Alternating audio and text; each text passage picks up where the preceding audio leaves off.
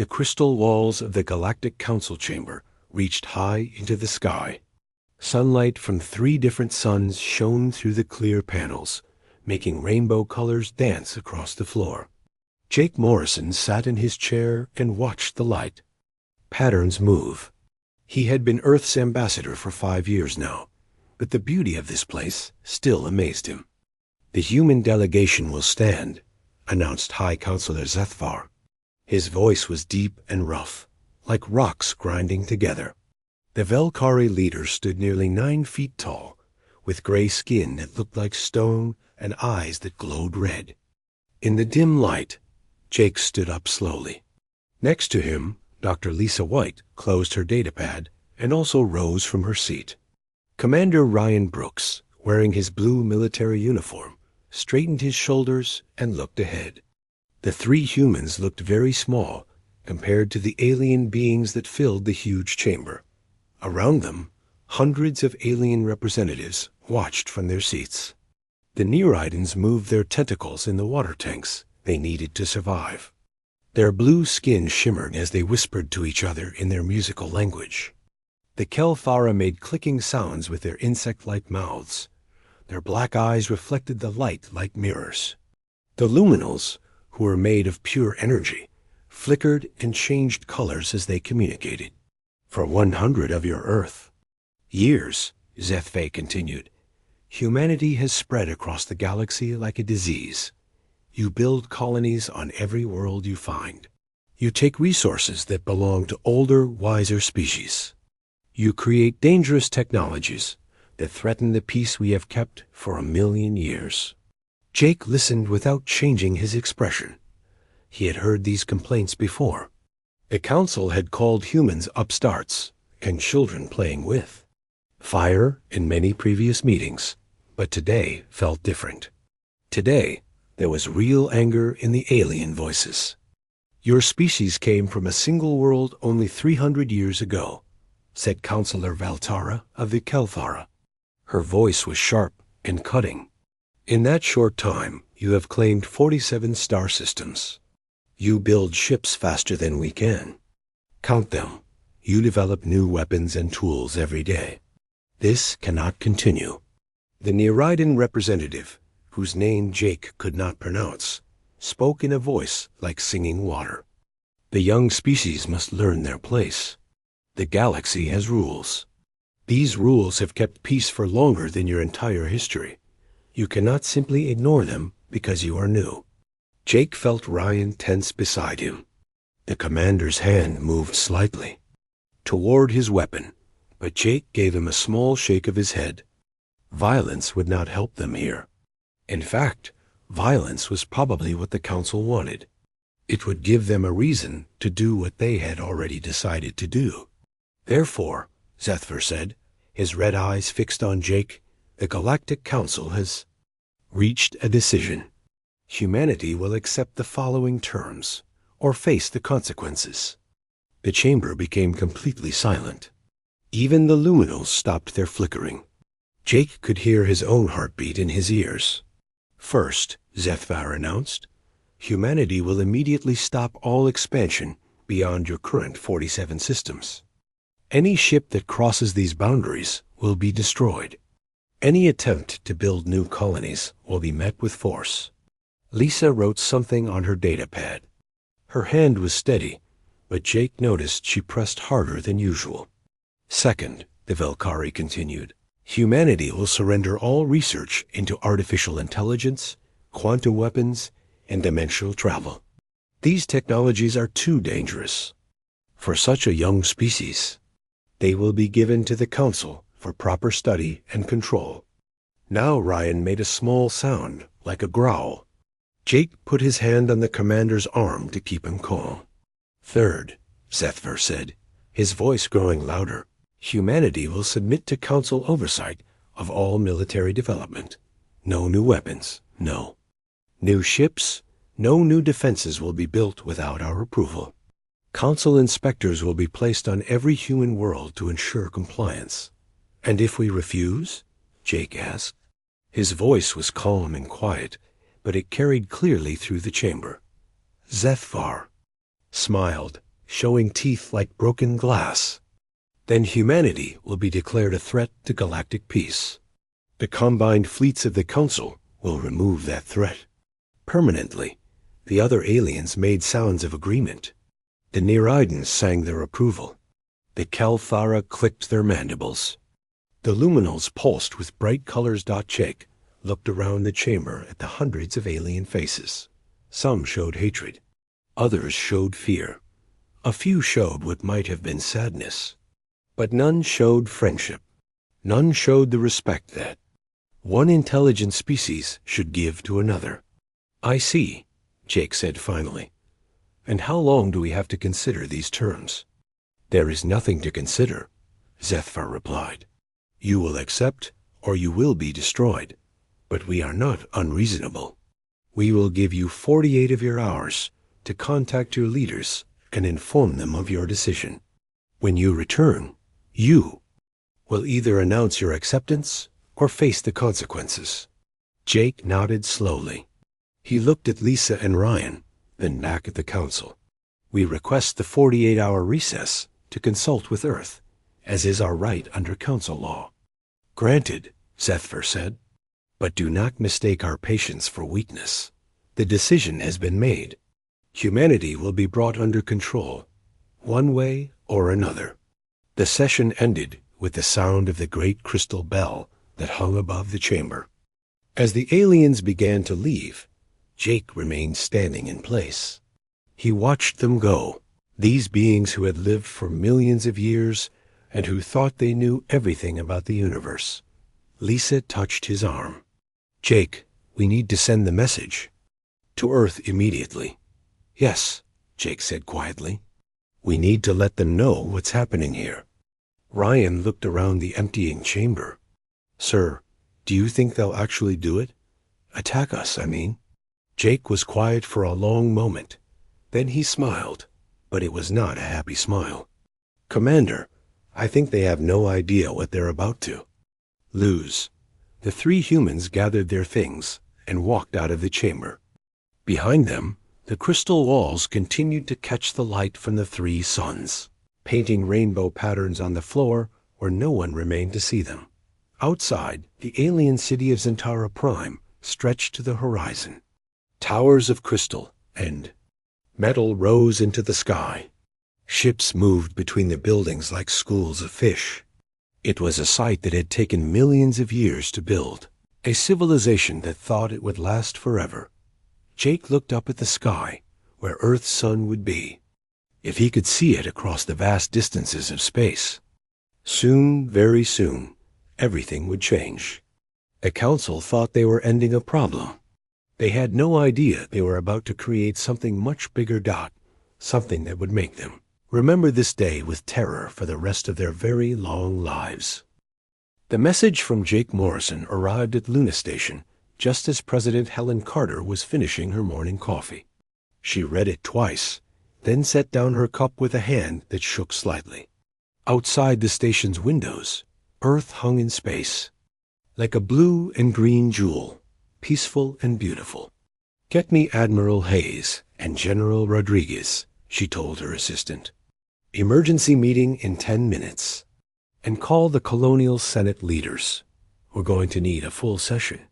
30 minutes later, the Emergency Council room was filled with humanity's top leaders.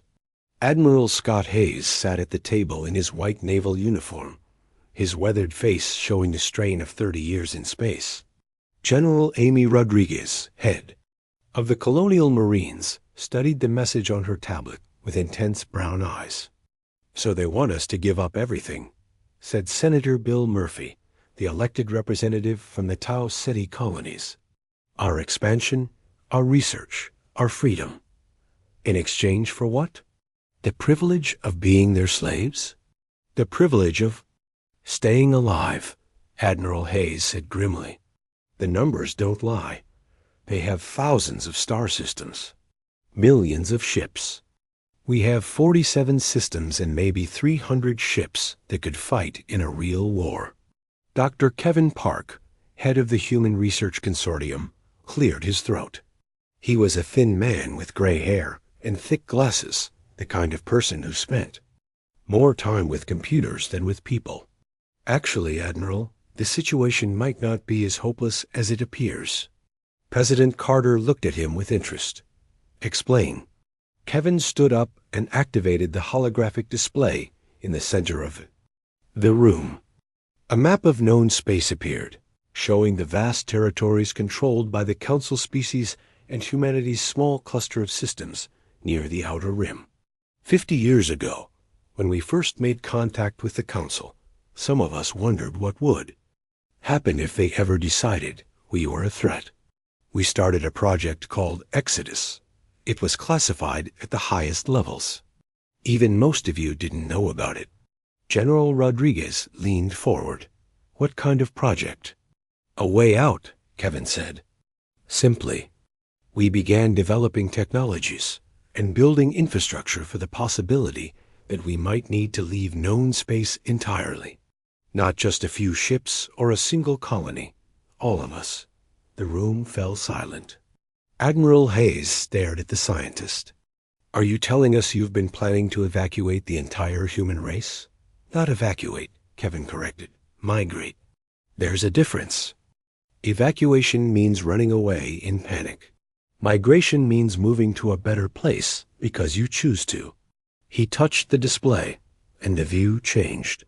Now it showed the galaxy from a different angle, with humanity's territory at the very edge of the known regions.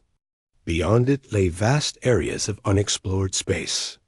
We've been sending unmanned probes into the void beyond the galactic rim for decades, Kevin continued. We've found something interesting out there. Very interesting. What kind of something? President. Carter asked. Kevin smiled for the first time since entering the room. The kind that makes the Council's ultimatum irrelevant. He changed the display again. Now it showed construction yards hidden in asteroid fields, massive shipyards built inside hollow moons, and manufacturing facilities that most of the government had never heard of. Ladies and gentlemen, Kevin said, for the past 50 years, we've been building the largest fleet in human history. Not warships. We couldn't win a war against the Council. Transport ships. Generation ships. Arc ships capable of carrying entire populations across the void between galaxies. Senator Murphy stared at the display. How many people are we talking? About? All of us, Kevin said. Every human in the 47 systems. Plus our equipment, our animals, our plants, our entire civilization.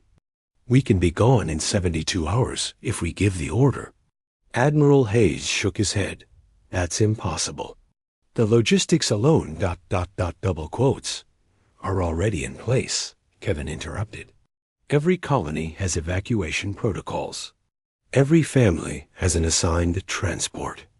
Every piece of critical infrastructure has been designed to be quickly dismantled and moved. We've been preparing for this day for half a century. President Carter stood up and walked to the window. Earth turned slowly below, showing the green. Continents and blue oceans that humanity had learned to love. And you're suggesting we just leave? Give up everything we've built here? We're not giving up anything, Kevin said. We're taking it with us. All of it. And we're going somewhere better. Better how? General Rodriguez asked. Kevin hesitated, then seemed to make a decision. The probes found something in the void. Structures. Massive ones. And they're not natural. There's a civilization out there. That makes the Council look like children playing with toys. The room erupted in shocked voices. Admiral Hayes stood up.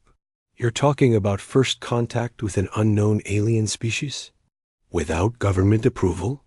I'm talking about first. Contact with a species that's been watching us for centuries, Kevin replied. They call themselves the Architects. They've been waiting for us to prove ourselves worthy of joining them. Worthy how? President Carter asked.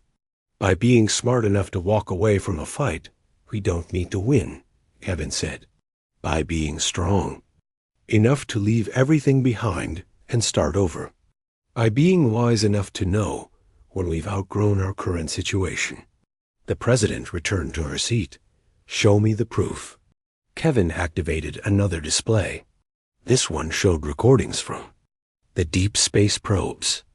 Massive structures floated in the void, so large they dwarfed entire star systems. Ships moved between them that looked like nothing any human had ever seen. "They sent us a message 3 days ago," Kevin said. "They know about the Council's ultimatum. They're offering us a place in their civilization if we prove ourselves by making the right choice, which is to leave, to show the Council that we don't need their permission to exist, to demonstrate that sometimes the best response to a threat is to simply walk away and find something better." Senator Murphy looked around the room. "Are we seriously considering abandoning Earth? Our home? Earth will always be our home, President," Carter said quietly. "But maybe it's time for humanity to find a new home, a better one." She stood up and looked at each person in the room. "I'm calling for a vote. All in favor of implementing Project Exodus?" One by one, the hands went up. Admiral Hayes was the last to raise his, but he did it with a firm nod. "Unanimous," President Carter said. "Dr. Park, how do we begin?" "I'll send the activation codes to all colonies immediately," Kevin said. "The message will be simple. Protocol 7. Implement immediately. Godspeed." "And the Council?" "Admiral."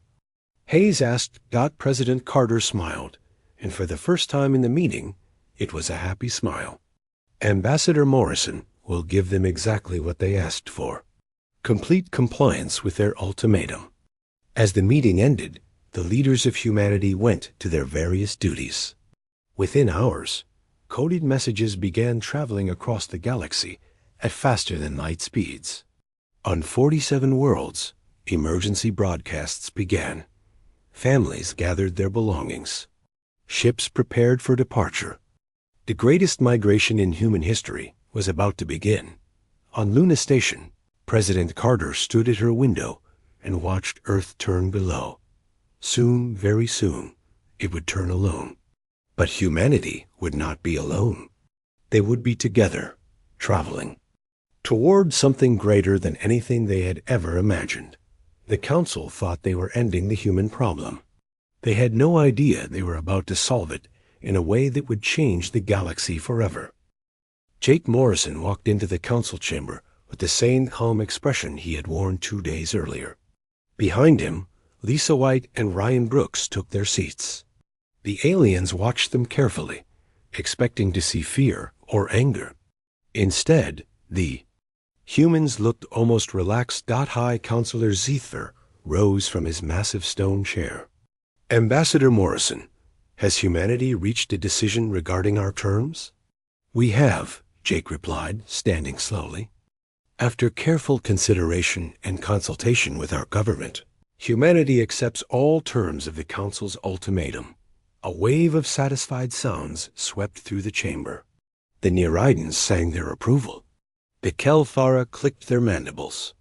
In victory, the luminals pulsed with bright colors. "Excellent," Zethver said, his red eyes gleaming. "You have made the wise choice. The galaxy will be more peaceful with humanity under proper control." "I do have one question about the terms," Jake said politely.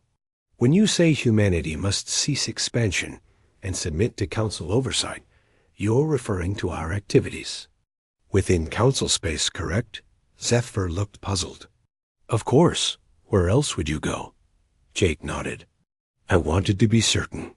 In that case, I'm pleased to inform the Council that humanity will comply with all terms immediately. We will cease all expansion within Council space. We will surrender all research conducted within Council space. We will submit to oversight of all activities within Council space." The Velkari leader smiled broadly. "Your compliance will be noted in the records. The Council is generous in victory. Your species will be allowed to exist under our guidance." "Thank you for your generosity," Jake said. "However, I should clarify humanity's method of compliance. Since the ultimatum applies to our presence in Council space, We have decided to comply by removing ourselves from Council space entirely. The chamber fell silent. Zethver's smile faded. What do you mean, remove yourselves? Exactly what I sighed, Jake replied calmly. As of this moment, humanity is withdrawing from all 47 systems within Council space. We are leaving your territory completely. Before anyone could respond, alarms began sounding throughout the chamber. The Kelthara representative received an urgent message on her communication device. Her black eyes widened as she read it. Counselor Zethvar, she said urgently, we're receiving reports from the Kepler system. The human colony on Kepler 442b. It's gone? Gone? Zethvar demanded. What do you mean gone? The entire colony. 3 million humans. They've all left. There's nothing there but empty buildings and abandoned equipment. More alarms sounded. Representatives throughout the chamber began receiving messages. Narration. Delegates' tentacles writhed in agitation. The humans on Proxima Centauri are boarding massive ships. Ships we've never seen before. They're enormous. The Tau Ceti colonies are evacuating, reported the Luminal representative, flickering rapidly. Millions of people are leaving on vessels that weren't there yesterday. Zethver turned to Jake with growing alarm. What is the meaning of this? I told you, Jake said patiently. We're complying with your ultimatum by leaving Council space. All of us. This is impossible, Zethver snarled. You cannot move entire populations overnight. Where did these ships come from? We've been building them for 50 years, Jake replied. Did you think we would live in your territory forever without having a backup plan? The reports kept coming. Every human world was evacuating simultaneously. The coordination was perfect, as if the entire operation had been planned and practiced countless times. The Sol system, gasped the Kelthara representative. They're evacuating Earth itself. The entire population. There are hundreds of ships, each one the size of a city. Lisa White stood up and activated a holographic display. The image showed the solar system, with massive ships moving away from Earth, like a slow-motion explosion. Each ship was kilometers long, built for long-distance travel and designed to carry millions of people. These are our Ark ships, she explained to the stunned aliens. Each one is a self-contained world, capable of supporting entire populations for centuries. We've been building them in secret shipyards throughout human space. Ryan Brooks added, every human family has known their evacuation assignment for decades. Every piece of critical infrastructure was designed to be quickly dismantled and moved. This isn't a panic evacuation. It's a planned migration.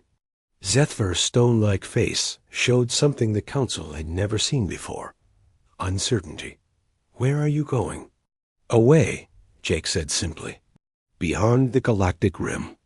Beyond your territory. Beyond your authority. The galactic rim is empty, the Narration representative sang. There is nothing beyond the edge of known space. Jake smiled. That's what we thought too, until we looked.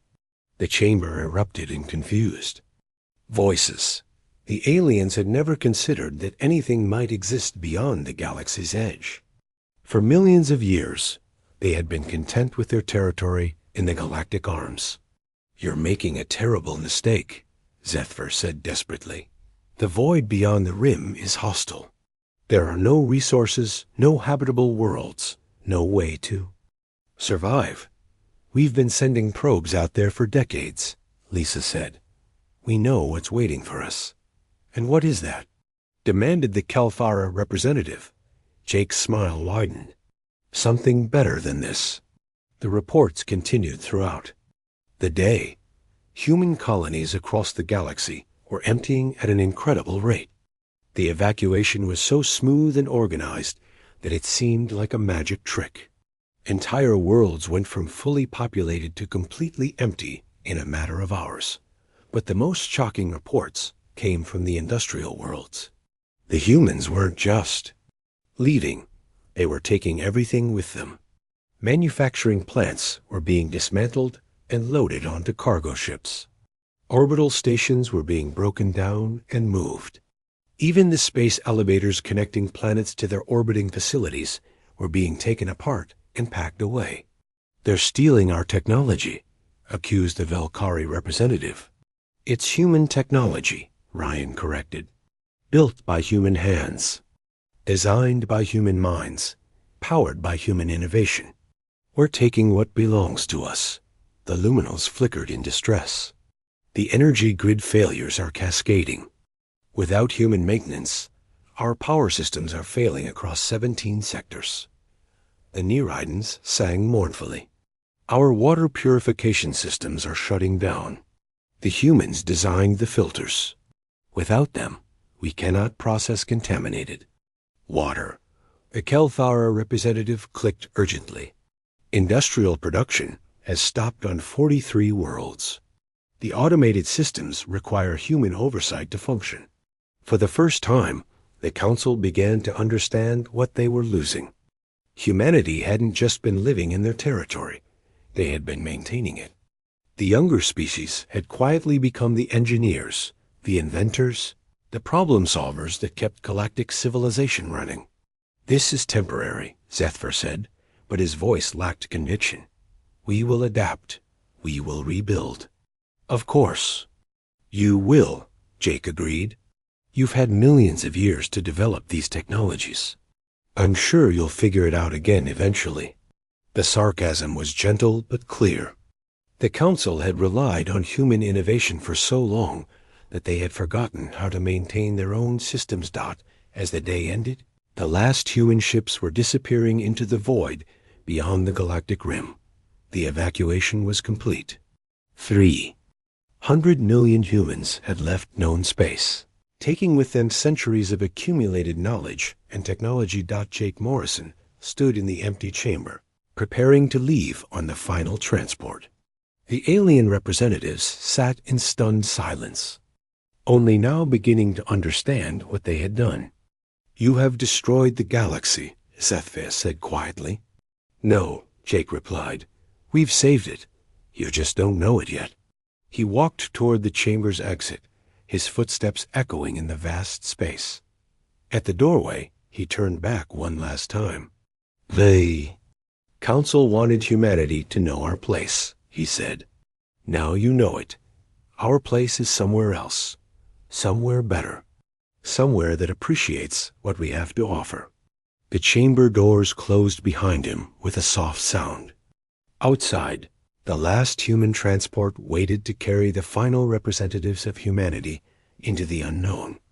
The Council sat in silence, listening to the sound of their own breathing. For the first time in a million years, they were truly alone. Dr. Elizabeth Stone stood at the podium in the Council chamber, looking out at the alien representatives who had gathered for what they thought would be a routine briefing. 6 months had passed since humanity's exodus, and the galaxy was falling. Apart. She was the last human in Council space, a xenobiologist who had volunteered to stay behind long enough to help with the transition. Her transport would leave in 2 hours, carrying the final piece of human knowledge away from the galaxy forever. "Thank you for allowing me to address the Council," she said politely. "I know this has been a difficult time for all of you." Hi. Councillor Zethver looked older than his millions of years.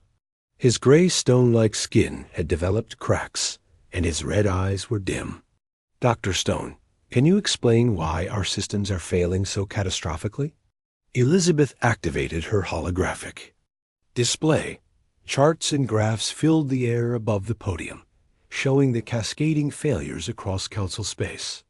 "The simple answer is that humanity was more integrated into your civilization than anyone realized. We weren't just living in your territory, we were maintaining it." The Kelthara representative, whose name was Kithara, clicked her mandibles. Nervously, "Our industrial complexes have stopped producing essential goods. The automated systems require constant human oversight." "That's because your automated systems weren't actually automated," Elizabeth explained. They were human-assisted. Our people were quietly solving problems, making adjustments, and preventing failures that your species didn't even know were happening. She changed the display to show a map of the galaxy. Red zones marked areas where critical systems had failed. Yellow zones showed areas with reduced capacity. Green zones showing normal function were becoming smaller every day. The Faxon Federation has lost 60% of its military capability, she continued. Your warships used human-designed targeting systems, human-built shield generators, and human-maintained engines. Without our technicians, these systems are breaking down.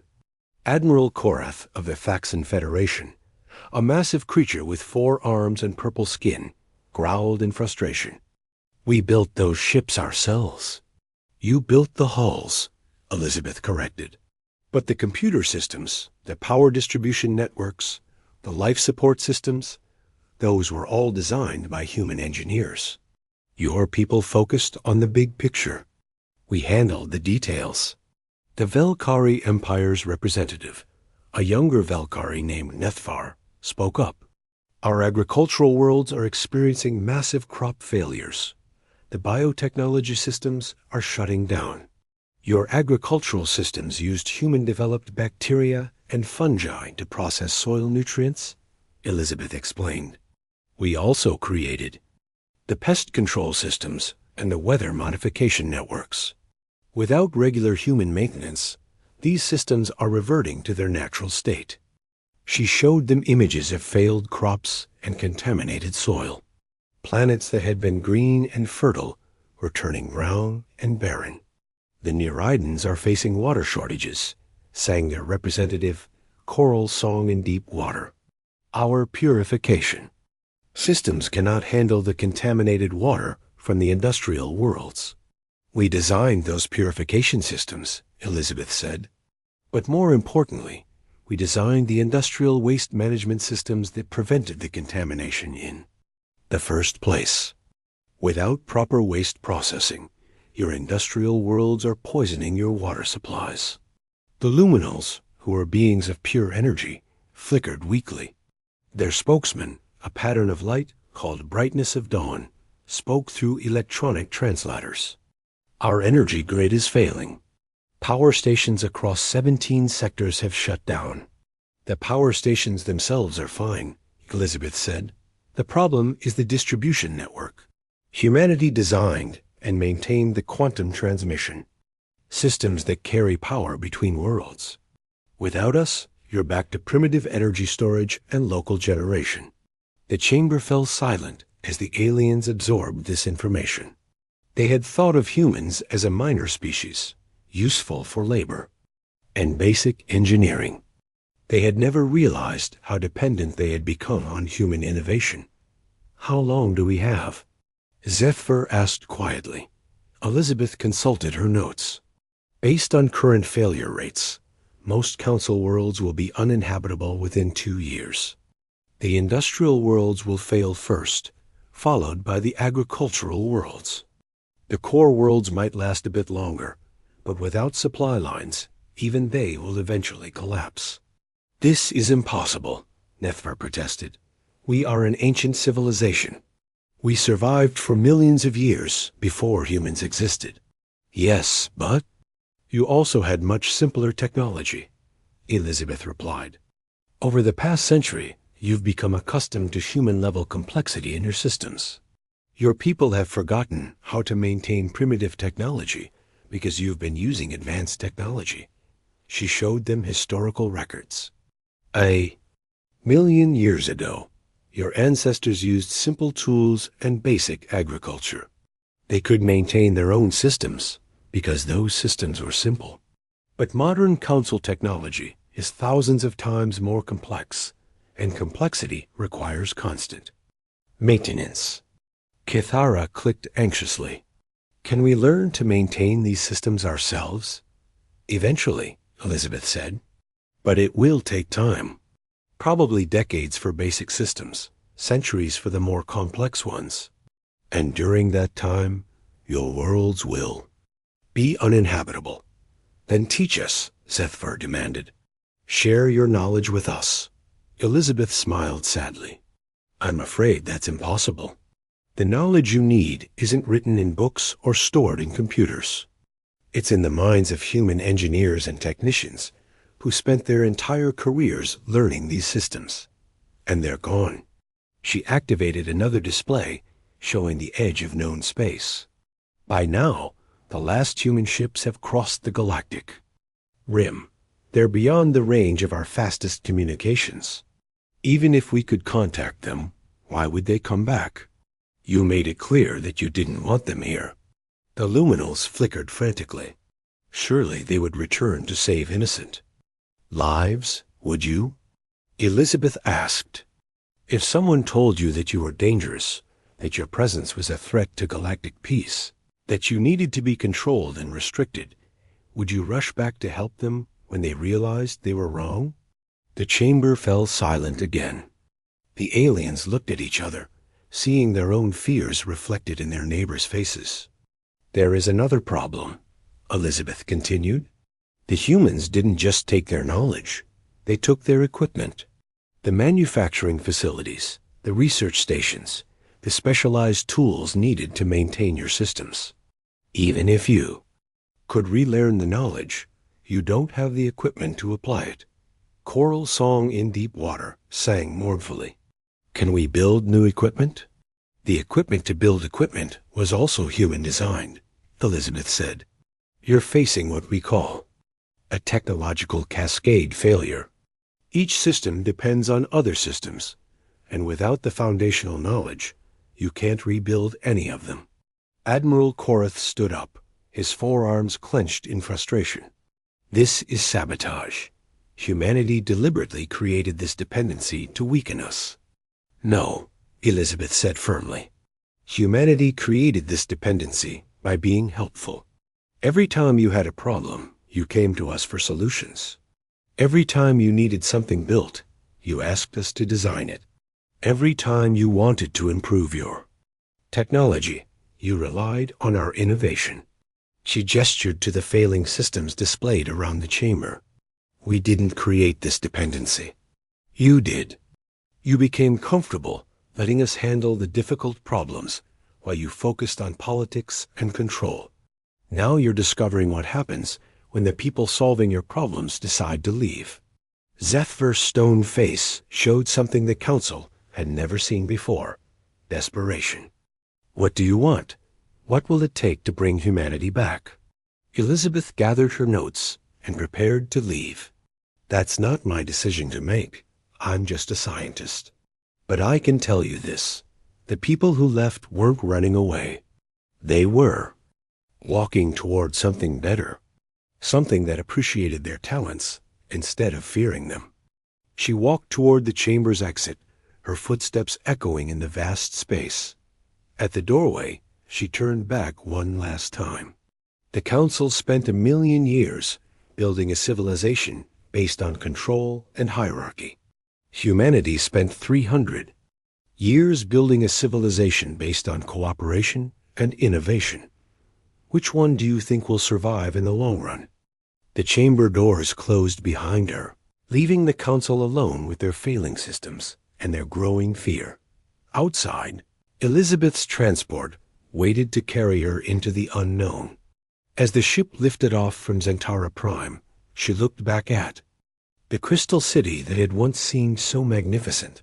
Now it looked fragile, like something that might shatter at any moment. The Council had gotten exactly what they wanted: a galaxy without humans. They were about to discover what that really meant. 1 year after humanity's exodus, the Galactic Council chamber was half empty. Many worlds could no longer afford to send representatives. Others had lost the technology needed for faster-than-light travel. At once magnificent crystal walls were clouded with dust because the automated cleaning systems had failed. Months ago, High Counselor Zethvar sat in his cracked stone chair, looking older than his millions of years. His red eyes were dim, and his voice had lost its commanding tone. Around him, the remaining alien representatives looked equally defeated. The situation continues to deteriorate, he said wearily. Admiral Korath, what is the status of the Thaxan military? The purple-skinned admiral's 4 arms hung limply at his sides. We have lost 80% of our fleet. The remaining ships are limited to local system defense only. Our long-range communications are down. Our supply chains have collapsed. Kithara of the Kelthara clicked her mandibles sadly. Industrial production has stopped on all but 12 worlds. We are rationing food and basic supplies. Many colonies have been abandoned. The Velkari Empire faces similar problems, added Nethver. Our agricultural worlds are producing less than 10% of normal yields. We estimate that half our population will face starvation within 6 months. The luminals flickered weakly. Brightness of Dawn's translation was filled with static. Energy grid failures now affect 90% of our territory. Many of our kind have ... faded, without sufficient power to maintain consciousness. Choral song in deep water. The Neridan representative sang in a voice like morning bells. Our people are dying. The water purification systems have failed completely. Disease spreads through our cities like poison. Zephyr looked around the chamber at the faces of defeat. Have there been any responses to our attempts to contact humanity? None, replied the communications officer, a young Velkari named Kethvar. We have sent thousands of messages beyond the galactic rim. All have been met with silence. What about the scout ships we sent to follow their path?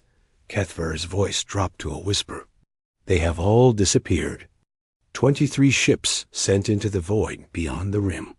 None have returned. None have sent any messages.